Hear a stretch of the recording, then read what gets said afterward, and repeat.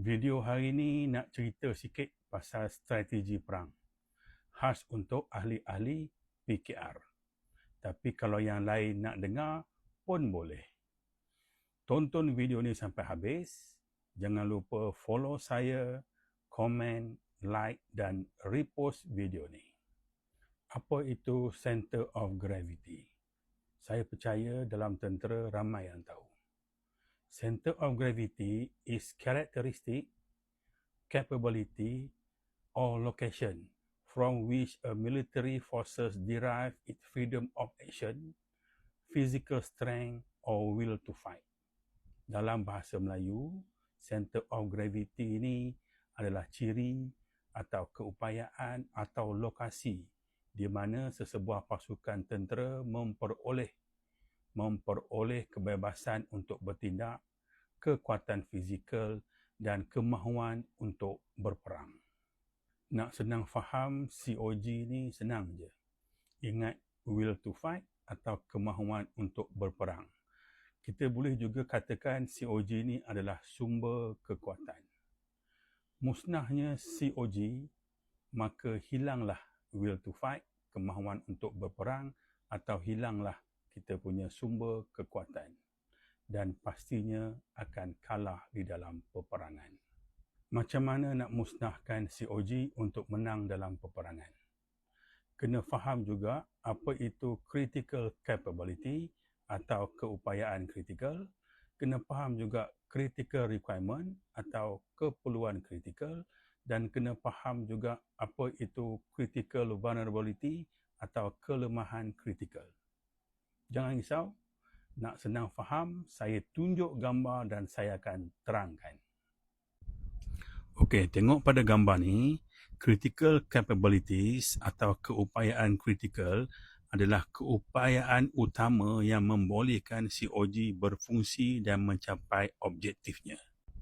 Manakala critical requirements atau keperluan kritikal adalah perkara asas yang diperlukan untuk menyokong critical capabilities agar COG terus berfungsi.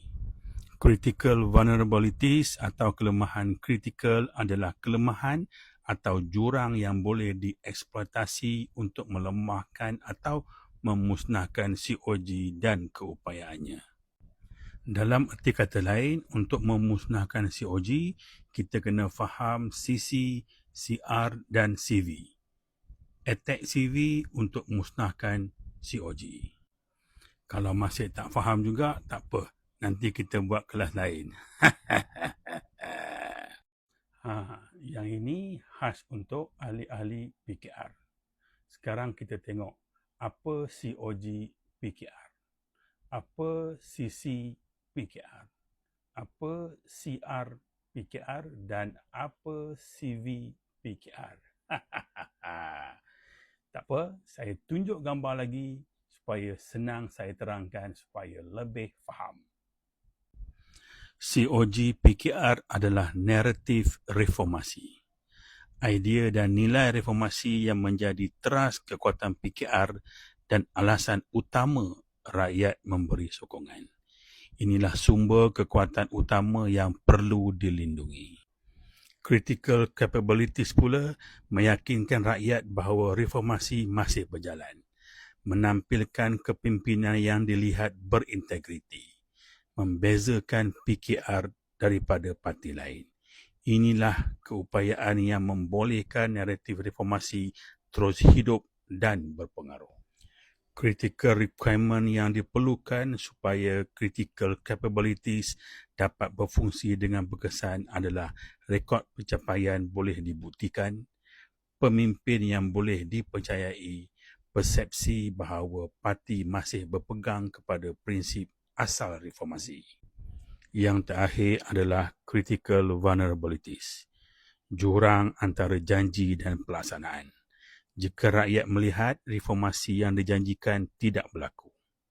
Persepsi hipokrasi, jika pemimpin atau parti dilihat melakukan perkara yang pernah mereka kritik dulu. Kekecewaan penyokong tega, apabila penyokong merasakan parti semakin jauh dari agenda asal. Jika pihak lawan pandai eksploitasi critical vulnerabilities ini, garanti COG akan tergugat. Saya dah cerita pasal COG dan saya nak simpulkan macam ni. Memang tidak dinafikan dua susuk tubuh ni memainkan peranan penting di dalam naratif reformasi di dalam PKR. Tapi seorang dah tak ada. Saudara Rafizi Ramli dah berada di dalam parti bersama. Cuba tengok balik critical vulnerability ataupun kelemahan kritikal yang saya tunjuk tadi. Benda tu berlaku atau tidak?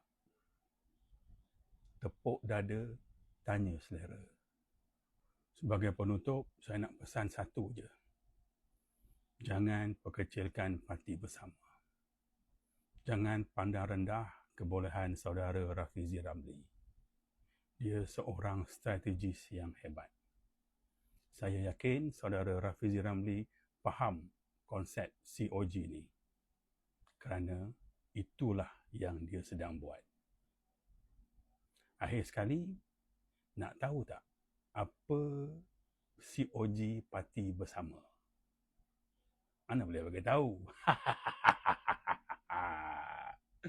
Okey, semoga jumpa lagi di video-video akan datang. Terima kasih. Assalamualaikum. Bye-bye.